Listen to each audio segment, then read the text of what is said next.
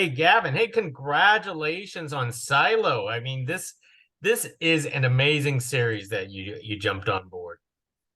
Yeah, no, we're really pleased. I mean, you never know, and you do projects, you never quite know how they're going to turn out, but you put your heart and soul into everything with a lot of other people, and it's obviously extra pleasurable when something seems to come out quite well, to be honest.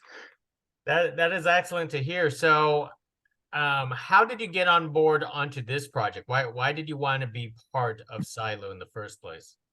Well, when it as a lot of projects do, I didn't really know anybody involved in it, so it comes through the agent as a possibility. And when I heard that the showrunner was Graham Yost and Morton Tilden was involved in as a key director, and I hadn't read the novels, but I knew of the novels, so I had an understanding of roughly what sort of world needed to be created. So when those sort of three people are involved, you think, well, this is pretty good design work to be involved with. So you have to have your interview, classic, people, nobody gives you. So we had a good meeting. I did some little 2 or 3 days pre-concept work just to throw a few ideas out to the guys when I met them, just to see if we were on the same lines. Thankfully we were. And then we started a sort of 6-week, I would think, pre-concept period where we all sort of chatted about what this world could be. And that's always one of the most, not exciting times, but you're really trying to, as well as trying to prove yourself to people you've never met before, you're also trying to solve the problems of the show visually and come up with ideas. So that's how we started, a blank piece of paper, basically. Now, unlike other projects that you had before, because you went from like Star Wars to Indiana Jones, Miss Peregrine, and all, a lot of these are vast and bright and with colors, and you have to go pretty much the opposite with something like this. Well, it's funny. People often ask, what project, say, would you like to do next? And my general my overthought on that is always something different. So you generally don't want to always be repeating what you've just done. And sometimes by the nature of work, you do get pigeonholed into a certain style. And I remember I did 2 or 3 more medieval fantasy projects like Stardust and Jack the Giant Slayer, and there was another Arthur and Lancelot. And after a while, you wonder whether you have another castle in you. So you're, in a sense, you're always looking to do something a bit different. So I think I have to say that the idea of producing one whole piece of architecture that was a whole world in itself, of every level of, not civilization, but every type of living world, was pretty extraordinary. That doesn't usually happen.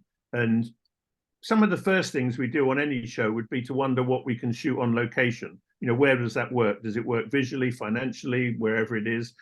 And we did do a little bit of location scouting for this, but it was soon pretty apparent that we were never going to find a location that would fit into this one style of architecture. So the challenge was made by production and us. No, however we do this with the help of visual effects or being very clever and mixing sets together, we would build everything. That was sort of the the bottom line, physically and digitally, whichever was going to be the best option for that. So I think it was naturally something.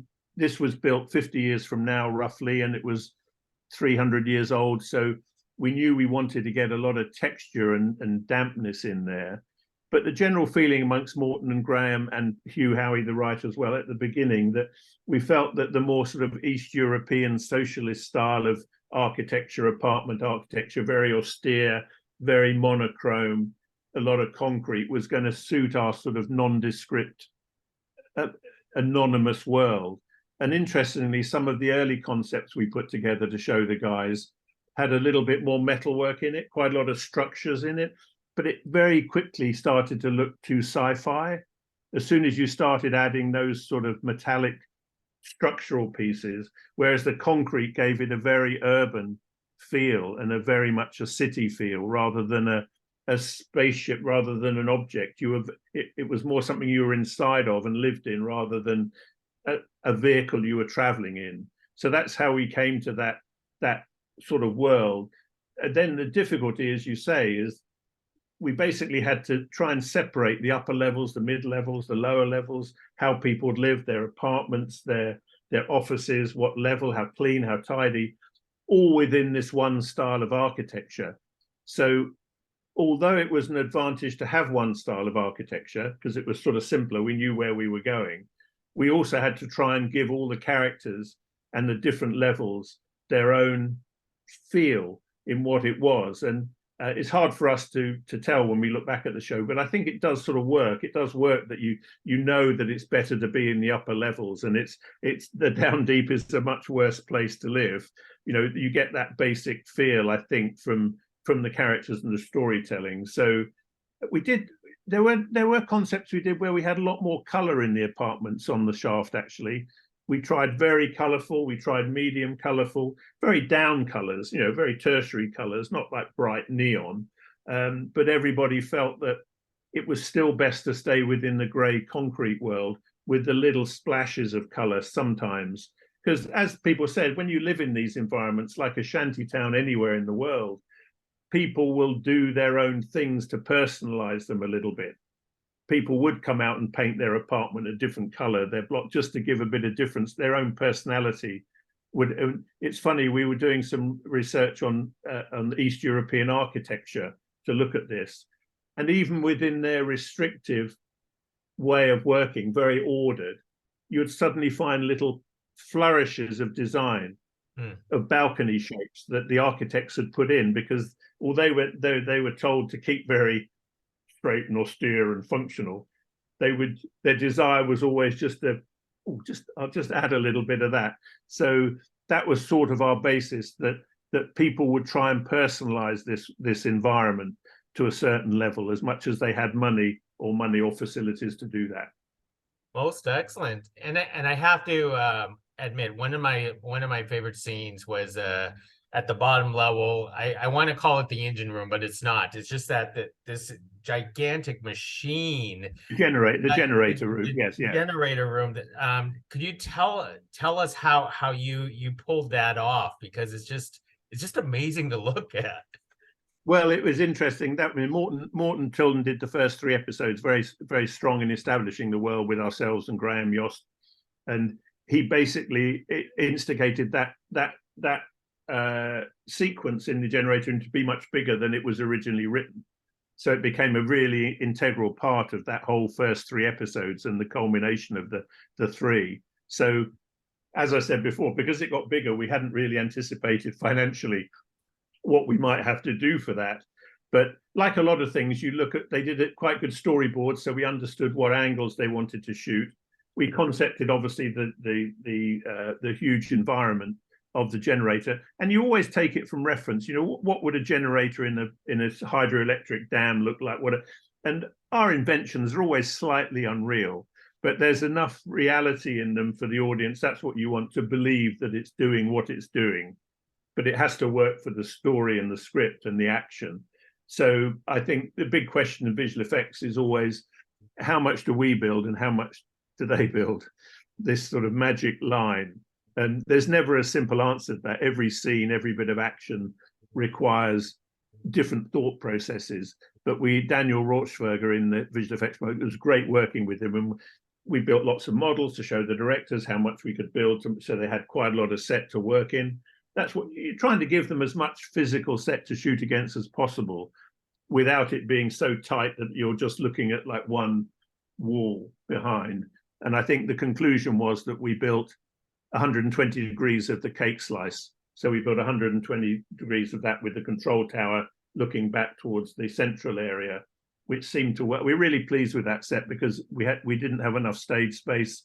So we were shoehorning the set in, but in a sensible way, not in a silly way. And I think the conclusion, when I see it on the show, you really do get the feel of this enormous world, even though we did build a lot, but it was still just one little section of it, of the cake slice going. And I like the idea, if you probably noticed, that the corridor that ran around the outside, where they walked into that room, was all part of the same set. So you could take the actors all the way down through that, into the thing, up the stairs and into control room. And I think when you get a composite set like that and it works, you know, not always cutting, I think the directors are always really happy that they don't have to worry about, well, the set ends here, then we move to another stage. So I think that was a special, considering that only really played in the first 3 episodes. It doesn't come back again. It was, you know, a lot of the other sets you'll see in season 2 and whatever, because it's the shaft and it's the silo and apartments. But that was, unless it comes back in season 3 or 4, I don't think was. I think it was stored. I think it was kept somewhere, just in case. But you never know with those things. So I think that was a very special one to do, because it was, as I said, it grew from when we first had the scripts. It grew to be a much bigger element of a scene and an action sequence, which worked really well, I think. Absolutely. Well, Gavin, that's all the time I actually have. I would have loved to cover outside in the stairways with you, but you know that we would need more time for that. But Gavin, you build a magnificent set. It is astonishing because it feels post-apocalyptic and claustrophobic to me. So thank you very much. No, that's great. I think one of the difficult things at the beginning was trying to get that idea that you did have open space to work in, like you could go out into the silo shaft, but also the rest of the silo was quite claustrophobic. So Graham and Morton were quite keen that you had both of those elements. That Graham always equated to living a bit on an aircraft carrier. That the 5,000 people, they sort of lived below in the aircraft carrier, but occasionally they could go up onto the deck and look out. But the deck was like our shaft, so when you wanted a bit to breathe a bit, you could go into the shaft. And I think it worked. You never know whether the things you do are going to work in the end, so we're just happy that it came out okay. Well, it worked. Thank you very much, Gavin. Really appreciate this. No, anytime. Always happy to chat. So just whenever you want to, I'm always happy. Thank you.